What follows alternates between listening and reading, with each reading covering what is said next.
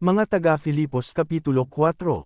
Ilang mga tagubilin, kaya nga, mga kapatid kong minamahal at pinapanabakan, aking kagalakan at karangalan, magpakatatag kayo sa inyong pamumuhay na nakaugnay sa Panginoon.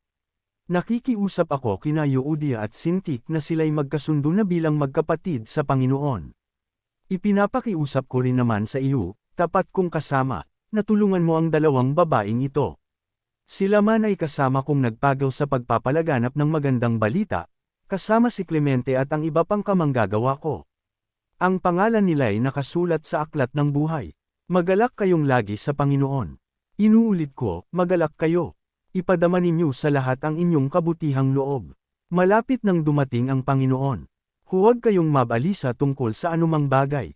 Sa halip, hingin ninyo sa Diyos ang lahat ng inyong kailangan sa pamamagitan ng panalangin may pasasalamat. At ang kapayapaan ng Diyos na hindi kayang maunawaan ng tao ang siyang mag-iingat sa inyong puso at pag-iisip dahil sa inyong pakikipag-isa kay Kristo Jesus.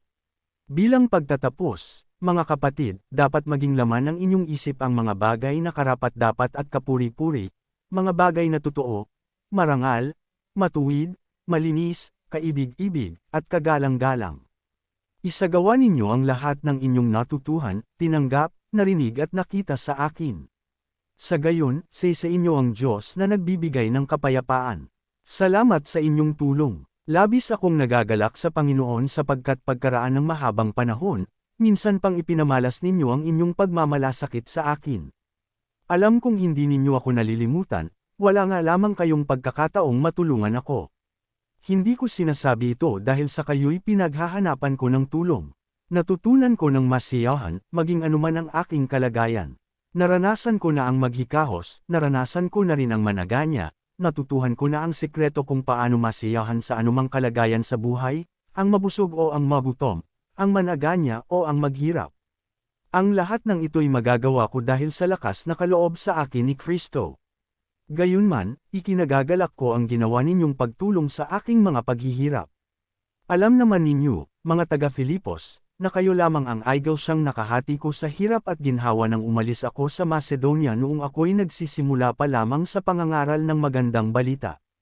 Noong ako'y nasa Tesalonica na, makailang ulit ding pinadalhan ninyo ako ng tulong.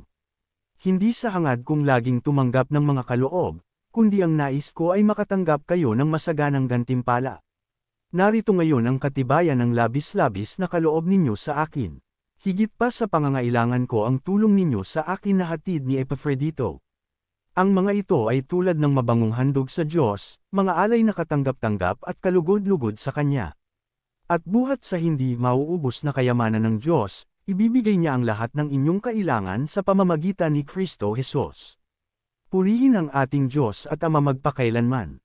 Amen. Pangwakas na pagbati. Paratingin ninyo sa lahat ng hinirang ng Diyos at nananalig kay Kristo Jesus ang aking pagbati at ng ating mga kapatid na kasama ko rito. Binabati kayo ng lahat ng mga hinirang ng Diyos, lalo na ng mga naglilingkod dito sa palasyo ng Emperador. Naway sumain yung lahat ang pagpapala ng Panginoong Jesu Kristo.